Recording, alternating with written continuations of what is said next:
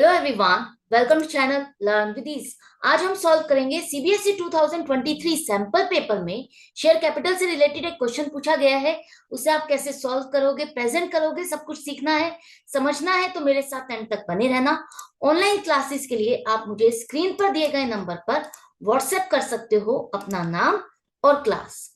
और अगर आप सॉल्यूशन ढूंढ रहे हो टीएस ग्रेवाल और DK Goyal new edition book के, तो चैनल की प्लेलिस्ट को क्लिक करो, आपको सभी सॉल्यूशन अपलोडेड मिलेंगे। कम्युनिटी सेक्शन पर क्लिक करोगे तो एमसीक्यूज मिलेंगे क्विज की फॉर्मेट में, और एमसीक्यूज के सॉल्यूशन है शॉर्ट्स में। तो बहुत कुछ है चैनल पर, विजिट द चैनल। अच्छा लगे तो शेयर और सब्सक्राइब जरूर करना। क्वेश्चन में दिया है कि ओटवा लिमिटेड एक कंपनी है जिसकी ऑथराइज्ड कैपिटल है 2 lakh. Maximum 2 lakh equity shares की पब्लिक को ऑफर कर सकती है। शेयर्स की फेस वैल्यू है 100 रुपीज। इसने 2 लाख में से 60,000 शेयर्स पब्लिक को ऑफर किए, इशू किए 25% प्रीमियम के साथ। मतलब 100 रुपीज का 25%, 25 रुपीज प्रीमियम के साथ पब्लिक को ऑफर किया गया। जिसे ये शेयर खरीदना है उसे 125 रुपए, 125 रुपीज पे करने होंगे।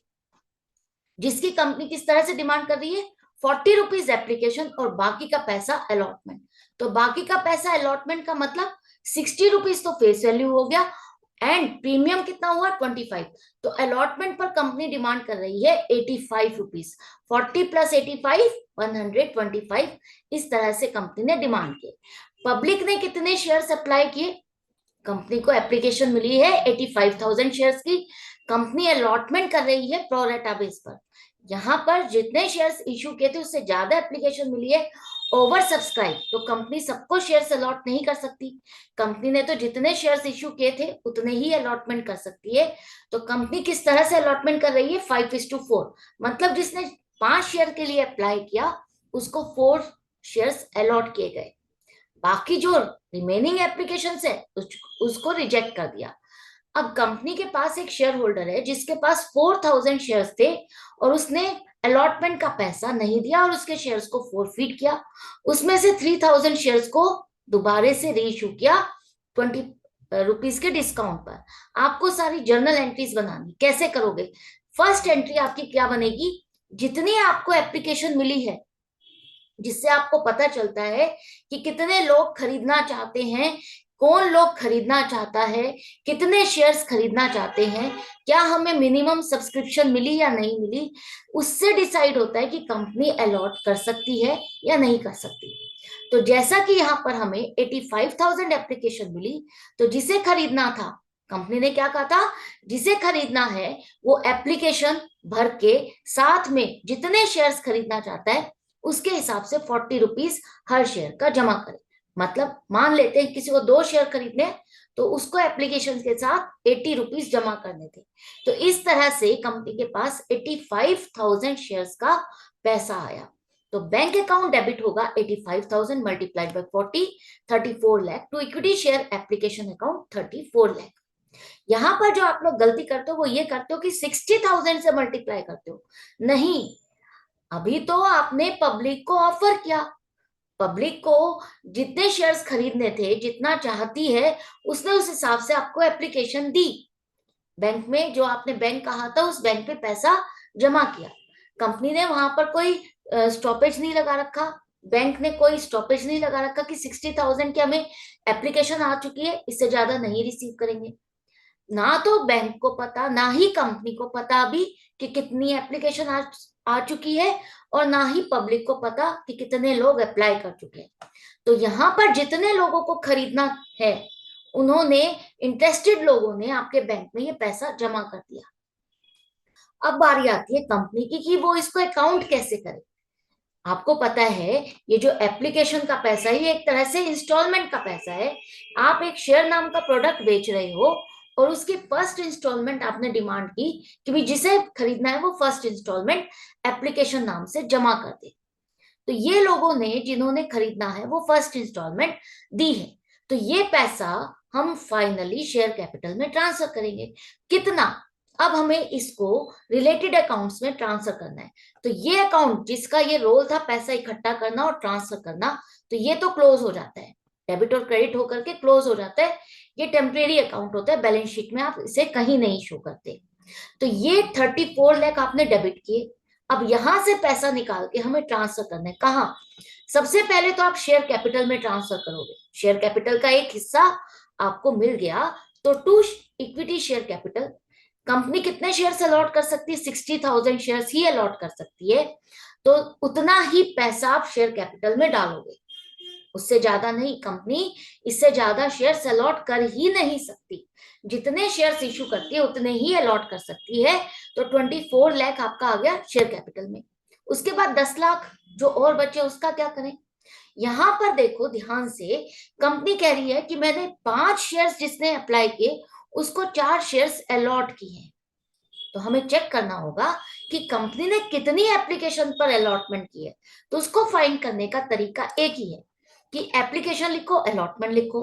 5 एप्लीकेशन पर 4 शेयर्स अलॉट किए जा रहे हैं और हम कह रहे हैं कि हम अलॉटमेंट करेंगे 60,000 शेयर्स की। तो एप्लीकेशन कितनी है?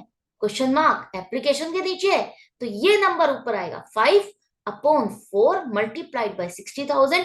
इसका मतलब कंपनी ने 75,000 एप्लीकेशन पर 60,000 शेयर्स अलॉट किए। कंपनी को कितनी एप्लीकेशन रिसीव हुई है? 85,000। तो इसका मतलब कंपनी 10,000 एप्लीकेशन रिजेक्ट कर रही है। 75,000 एप्लीकेशन को रख के बाकी 10,000 एप्लीकेशन रिजेक्ट कर रही है, उनका पैसा रिटर्न किया जाएगा। तो to bank account 10,000 multiplied by 40, 4 lakh rupees. अब यहां पर कैश लिख करके गलती मत करना, क्योंकि शेयर्स की जितनी भी ट्रांजैक्शन होती है वो बैंक के थ्रू ही होती है। ठीक है। अब हमने 28 लाख का हिसाब किताब कर दिया, बाकी बचे 6 लाख। और एप्लीकेशन आपने कितनी कर दी है? 70,000।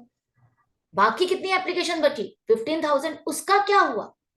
कंपनी ने कहा कि मैं 75,000 एप्लीकेशन पर 60,000 शेयर्स अलॉट करूंगी, और आपका जो पैसा 15,000 एप्लीकेशन का ज्यादा है वो आपको मैं रिफंड नहीं कर रही, वो एज ए एडवांस अपने पास रख रही हूँ, जो कि मैं नेक्स्ट इंस्टॉलमेंट में एडजस्ट कर लूंगी। नेक्स्ट इंस्टॉलमेंट का मतलब अलॉटमेंट में एक्स्ट्रा पैसा आपका एडजस्ट किया जाएगा।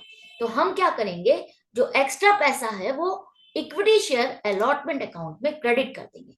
तो 15,000 मल्टीप्लाइड बाय 40, 6 लाख रुपीस, ये आपने अलॉटमेंट का मान लिया है कि हमें ये पैसा पहले ही रिसीव हो गया है। अब यहां तक आपको पूरा समझ में आ गया?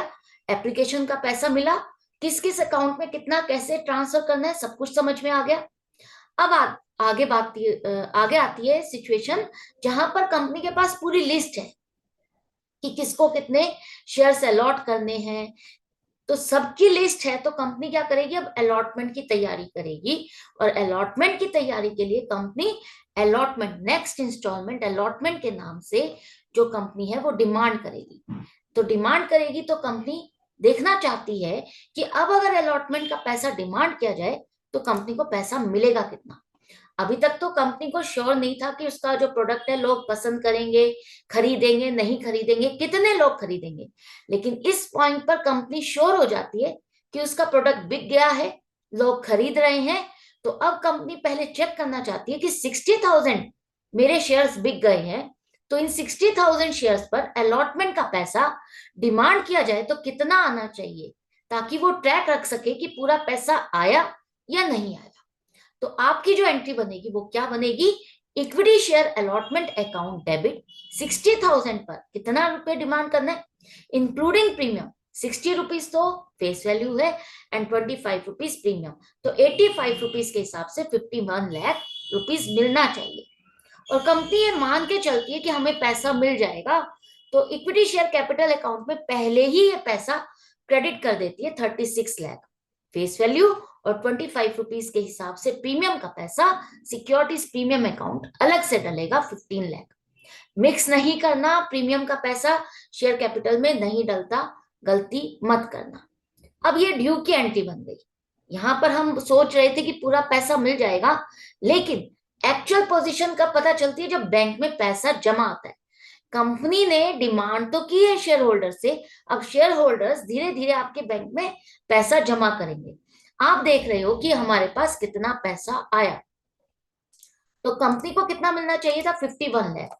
कंपनी के पास ऑलरेडी 6 लाख रुपए एडवांस आ चुका है लोगों का, जो कि वो एडजस्ट करने के बाद कह रही है मुझे 45 लाख रुपीस बैंक में और आने चाहिए। अब यहां पर कहा है कि आनंद नाम का एक शेयर होल्डर है, होल्डिंग 4000 शेयर्स। होल्डिंग का मतलब है उसको इतने शेयर्स अलॉट किए जा चुके हैं, ये अलॉटेड नंबर ऑफ शेयर्स है। अगर 4000 शेयर्स उसको अलॉट किए गए तो इसने अप्लाई कितने किए होंगे, ये आपको निकालना जरूरी है, क्योंकि उसने अलॉटमेंट का पैसा नहीं दिया और अलॉटमेंट पर ही हम सभी शेयर होल्डर्स का एडवांस एडजस्ट कर रहे हैं। तो हमें ये फाइंड करना जरूरी है कि उसने अप्लाई कितना किया था, उसका एक्स्ट्रा पैसा कितना है जो कंपनी अलॉटमेंट में एडजस्ट करेगी, और बाकी का बैलेंस जो मिलना था कंपनी को वो कितना था जो इसने नहीं पे किया। तो ये सारी कहानी पूरी करने के लिए आपको ये फाइंड करना है। तो एप्लीकेशन एंड अलॉटमेंट, अब हमें पता है हमारी 75,000 एप्लीकेशन पर कंपनी ने 60,000 शेयर्स अलॉट किए। अब हमें यह पता है कि अलॉटमेंट 4,000 शेयर्स की है, एप्लीकेशन का नंबर नहीं पता, तो क्वेश्चन मार्क यहीं आ गया। तो अब फिर से आप 75,000 को ऊपर लिखो, डिवाइडेड बाय 60,000 मल्टीप्लाइड बाय 4,000, तो आपके पास आ रहा है 5,000 शेयर्स अप्लाइड।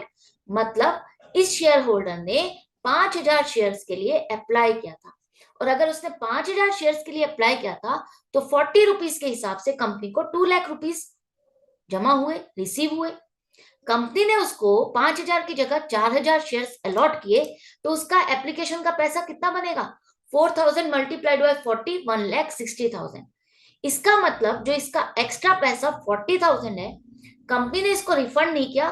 क्या कहा था कि हम आपका नेक्स्ट इंस्टॉलमेंट में एडजस्ट कर लेंगे। तो ये 40,000 कंपनी के पास एक्स्ट्रा है। अब चेक करो कि इस शेयर होल्डर से कंपनी को अलॉटमेंट पर लेना कितना था। एक बात याद रखना, जब भी अलॉटमेंट पर आपको फेस वैल्यू और प्रीमियम दोनों डिमांड करने हैं और उसके साथ आपको एडवांस एडजस्ट करना है, तो पहले आप फेस वैल्यू के साथ एडजस्ट करना। तो 4,000 शेयर्स पर फेस वैल्यू 60 रुपीज आपकी बनती है, 2,40,000। इस पे हम एडवांस को एडजस्ट कर देते, तो इसके बाद भी फेस वैल्यू आपकी रह गई जो कि इसने पे नहीं की।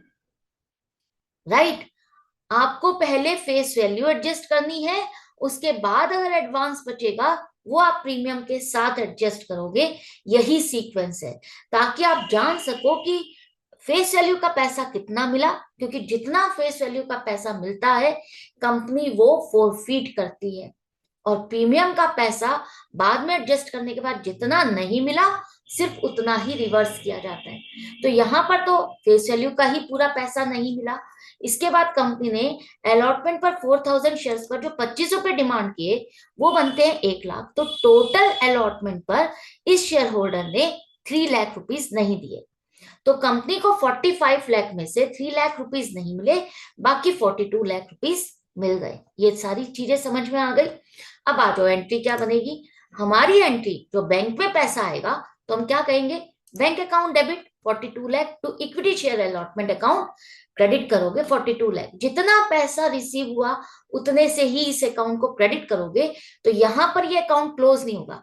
देखो आपने कितने अमाउंट से इसको डेबिट किया था, 51 लाख से, जिसमें से 6 लाख के लिए आप पहले एप्लीकेशन के साथ क्रेडिट कर चुके हो, और अब 42 लाख से आपने इसको क्रेडिट कर दिया, तो कितना बचा आपका 48 लाख हो गया ना। तो 3 लाख बचा जो कि आपको नहीं मिला, तो यहाँ पर वो 3 लाख का बैलेंस स्टैंड करेगा, जिससे हमें पता चलता है कि हमें इस शेयर होल्डर से पैसा नहीं मिला। आप इस एंट्री को कॉल सिनेरियर के साथ भी कर सकते हो, जहां पर आप बैंक अकाउंट तो डेबिट करोगे उतनी ही अमाउंट से जो पैसा मिला, और जो पैसा नहीं मिला उसको आप कॉल सिनेरियर अकाउंट में डेबिट करो 3 लाख, और equity share allotment account credit करो 45 लाख। तो यहाँ पर ये अलॉटमेंट अकाउंट आपका क्लोज हो गया। अब जब जब आपको जिस कॉल पर पैसा नहीं मिलेगा वो आपका कॉल इन एरियर से आपको पता चलेगा कि किस कॉल पर पैसा नहीं मिला। ये एक तरह से कंबाइंड अकाउंट है, सबका मर्ज हो जाता है कि कहाँ किस कॉल पर पैसा नहीं मिला। ठीक है, और अगर आप कॉल इन एरियर के बिना अगर इसको मेंटेन करते हो तो आपका वही कॉल वाला अकाउंट बैलेंस स्टैंड करेगा जहां पर आपको पेमेंट नहीं मिली, उससे आप कैच कर लोगे कि इस कॉल पर मुझे पूरा पैसा नहीं मिला। तो जो भी फॉलो करना चाहते हो सिस्टम वो फॉलो कर सकते हो, मेथड फॉलो कर सकते हो, लेकिन एक मेथड जो भी फॉलो कर रहे हो उसी की तरह से एंट्री बनानी है। ये नहीं है कि एक बार आपने कॉल्स इन एरियर कर दिया, दूसरी बार आपने दूसरी तरह से कर दिया, नहीं। अगर आप कॉल्स इन एरियर के साथ कर रहे हो तो इसी तरह से आपको बनानी है, और अगर आप सिंपली इस तरह से कर रहे हो तो इस तरह से करनी है। ठीक है। अब अलॉटमेंट के बाद कंपनी क्या कह रही है, उसने उसके शेयर्स को फॉरफिट कर दिया, तो फॉरफीचर की एंट्री बनानी है। मतलब जितना पैसा अब तक कंपनी उससे डिमांड कर चुकी है, उतनी अमाउंट की शेयर कैपिटल रिवर्स करनी होगी। तो कंपनी ने अलॉटमेंट तक का पैसा डिमांड किया, और यही इसकी लास्ट एंड फाइनल कॉल भी थी। तो अलॉटमेंट तक पूरा पैसा डिमांड करने का मतलब है कंपनी पूरे 100 रुपीज डिमांड कर चुकी है फेस वैल्यू। शेयर होल्डर ने कितना पैसा दिया है, सिर्फ एप्लीकेशन का पैसा 40 रुपीज दिया है। फोरफिटेड अमाउंट क्या होती है, जो पैसा कंपनी को फेस वैल्यू का रिसीव होता है वही फोरफिटेड अमाउंट होती है। तो अगर कंपनी ने इसको 4000 शेयर्स अलॉट किए, तो एप्लीकेशन के 40 रुपीज तो 1,60,000 हो गए। इसके बाद जो इसका 40,000 का एडवांस बचा था, वो आपने अलॉटमेंट में एडजस्ट किया था। कुछ ही अमाउंट सही, लेकिन कुछ अमाउंट आपको फेस वैल्यू की मिली तो है ना। तो वो जो आपने एडवांस एडजस्ट किया 40,000 का अलॉटमेंट में फेस वैल्यू के साथ, तो वो भी फॉरफिटेड अमाउंट है। अगर आपने इसको प्रीमियम के साथ एडजस्ट किया होता तो वो फॉरफिटेड में नहीं आता। हमेशा याद रखना, फॉरफिटेड शेयर अकाउंट आपका फेस वैल्यू पर ही मेंटेन होता है। तो आपकी एंट्री क्या बनेगी, equity share capital account debit 4 lakh. अब आपको देखना है क्या शेयर होल्डर ने प्रीमियम का पैसा दिया है। कंपनी ने डिमांड की है 25 रुपीज। अलॉटमेंट के टाइम पर शेयर होल्डर ने 1 रुपया भी पे नहीं किया, तो पूरा का पूरा सिक्योरिटीज प्रीमियम अकाउंट आपका डेबिट हो जाएगा, रिवर्स हो जाएगा। आपने सिक्योरिटीज प्रीमियम अकाउंट को क्रेडिट किया था ड्यू की एंट्री बनाते हुए, जहां पर आपने शो किया था कि पूरे 60,000 शेयर्स पर मुझे इतना प्रीमियम मिल जाएगा। अब अगर आप इसको रिवर्स नहीं करते, मिला नहीं है, तो रिवर्स करना जरूरी है। अगर रिवर्स नहीं करोगे तो ये रॉन्ग पोजीशन शो करेगा। तो प्रीमियम का पैसा जो आपने ड्यू दिखाया था, और अगर आपको नहीं मिला, जितना नहीं मिला उसको आपको रिवर्स करना है। यहां पर हमें पूरे 1 लाख नहीं मिले, तो हम पूरा रिवर्स करेंगे। इसके बाद आपको यहां देखना कि 5 लाख में से शेयर होल्डर ने कितना पैसा दिया और कितना नहीं। तो यहां पर अलॉटमेंट पर हमको 3 लाख रुपए नहीं मिले, 3 लाख रुपीज नहीं मिले, और बाकी जो पैसा मिला वो फॉरफिटेड शेयर अकाउंट में हमारा 2 लाख रुपीज आ रहा है। अब आप सोच रहे होगे कि प्रीमियम का पैसा हमने फॉरफिटेड शेयर अकाउंट में डाला है। नहीं, ध्यान से रीड करो। यहां पर हमने फॉरफिटेड अकाउंट में फेस वैल्यू का ही पैसा डाला है। अलॉटमेंट में हमने लिखा है कि 2 लाख रुपए फेस वैल्यू के नहीं मिले और 1 लाख रुपए प्रीमियम का नहीं मिला है। राइट। इसको कॉल सिनेरियो के साथ करोगे तो क्या होगा, equity share capital account debit होगा 4 लाख से, सिक्योरिटीज प्रीमियम 1 लाख। अब जो अलॉटमेंट अकाउंट आपने क्रेडिट किया था उसकी जगह कॉल सिनेरियर अकाउंट को क्रेडिट करोगे, और फॉरफिटेड शेयर अकाउंट उतनी ही अमाउंट से क्रेडिट होगा। ये अमाउंट भी समझ में आ गया, एंट्री हो गई क्लियर। इसके बाद कंपनी ने इन शेयर्स को री इश्यू किया। 4,000 में से 3,000 शेयर्स री इश्यू किए, री issued at a discount of ₹20 पर शेयर। अब यहाँ पर आपको जो सबसे बड़ी कंफ्यूजन होती है वो ये कि कंपनी ने यहाँ पर लिखा ही नहीं कि पेड अप वैल्यू क्या है, कितने रुपए का शेयर कितने रुपए में दिया जा रहा है, कुछ नहीं लिखा। तो कैसे फाइंड करें। जब ऐसी सिचुएशन हो तो आपको ये मान के चलना है कि जो पहले वाले शेयर होल्डर की कॉल्ड अप वैल्यू है वो थी 100 रुपीज, तो इस वाले शेयर होल्डर के लिए भी यही पेड अप अमाउंट होगी। हम ये मान के चलेंगे कि हमने 100 रुपए का शेयर इसको भी बेचा है। 100 रुपए का शेयर हम 20 रुपए डिस्काउंट पर बेच रहे हैं, मतलब 80 रुपीज में बेच रहे हैं। 80 रुपीज में 100 रुपए वाला सामान बेचा, तो क्या एंट्री होगी। यहाँ पर देखो, बैंक अकाउंट में 3,000 शेयर्स री इशू किए हैं, तो 80 रुपीज के हिसाब से 2,40,000, और 20 रुपए का जो डिस्काउंट आप दे रहे हो, जो कंपनी का लॉस है, वो किससे एडजस्ट करेगी कंपनी, जो पहले वाले शेयर होल्डर से पैसा मिला उसी से ही ये इस लॉस को एडजस्ट करेगी। तो हमारे 20 रुपीज के हिसाब से 60,000 का लॉस हमने फॉरफिटेड शेयर अकाउंट से निकाल लिया। इक्विटी शेयर कैपिटल अकाउंट को आप क्रेडिट करोगे 3,000 मल्टीप्लाइड बाय 100, 3 लाख। क्यों, क्योंकि हम ये मान के चलते हैं कि इस नए वाले शेयर होल्डर से पूरे 100 रुपए आ चुके हैं। लेती कंपनी 80 रुपीज है, डिस्काउंट दे रही है, तो डिस्काउंट तो कंपनी का नुकसान है। कंपनी से फ्यूचर में 20 रुपए और डिमांड नहीं कर सकती। कंपनी का ये फाइनल हो चुका है कि हमने इसको फुल्ली पेड अप शेयर दे दिया है, वो अपनी मर्जी से उसको डिस्काउंट दे रही है, तो वो उसका नुकसान है, वो अपनी बुक्स में रिकॉर्ड करेगी, जो कि फॉरफिटेड शेयर अकाउंट से एडजस्ट किया जाएगा। अब इसके बाद लास्ट एंट्री बच गई है, वो क्या, कैपिटल रिजर्व में आपको पैसा ट्रांसफर करना है। आपको देखना है 3000 शेयर्स पर पहले वाले शेयर होल्डर का आपके पास कितना पैसा आया हुआ है। तो उसको निकालने के लिए आप क्या करोगे, कंपनी ने पूरा अमाउंट कितना फॉरफिट किया था उसका, 2 lakh rupees. 2 lakh rupees 4000 shares का है। 2 लाख रुपीज 4000 शेयर्स का फॉरफिटेड अमाउंट है। तो आपका हो जाएगा हर शेयर का forfeited amount 50 rupees. 50 multiplied by 3000, 1,50,000 आ गया 3000 शेयर्स का फॉरफिटेड अमाउंट, जिसमें से हमने लॉस को एडजस्ट किया 60,000। बाकी जो बैलेंस बचा, अब इसमें से 90,000 हम फॉरफिटेड शेयर अकाउंट से निकाल के कैपिटल रिजर्व में ट्रांसफर कर देंगे कि अब ये फाइनल हो चुका है। 3,000 पे जो लॉस होना था, प्रॉफिट होना था, फाइनल है। अब जो पहले वाले शेयर होल्डर का इस पर जो पैसा बचा हुआ है, इसे कैपिटल रिजर्व में ट्रांसफर कर दो। इससे होता क्या है कि फॉरफिटेड शेयर अकाउंट में अब जो बैलेंस स्टैंड कर रहा है 2000 शेयर्स का कितना बैलेंस स्टैंड कर रहा है, आपने देखो कितना पैसा निकाल लिया, 1,50,000 रुपीज आपने निकाल लिए। अब वहां पर कितने रुपए बचे हुए हैं अकाउंट में, हमारे बैलेंस कितने शेयर्स है, 1000 शेयर्स। 3,000 शेयर्स आपने री इश्यू कर दिए 4,000 में से, तो 1,000 शेयर बचे हैं और हर शेयर का फॉरफिटेड अमाउंट 50 रुपीज है। तो 50,000 का बैलेंस स्टैंड कर रहा है, जो कि ये प्रेजेंट करता है कि हमने अभी 1000 शेयर्स री इश्यू नहीं किए हैं और इसमें जो बैलेंस स्टैंड कर रहा है वो पहले वाले शेयर होल्डर का पैसा है जो हमने रिसीव किया था। तो आई होप ये क्वेश्चन अच्छे से आपको समझ में आ गया, किस तरह से प्रेजेंट करना है, सॉल्व करना है। सारी कंफ्यूजन खत्म हो गई होगी, डाउट्स बचे नहीं होंगे, रिवीजन पक्का हो गया होगा। अगर फिर भी कोई डाउट रह जाता है तो कमेंट सेक्शन में लिख करके पूछ सकते हो, अदरवाइज अपना रिवीजन चालू रखो। मिलते हैं नेक्स्ट वीडियो में नेक्स्ट क्वेश्चन के साथ। Good bye.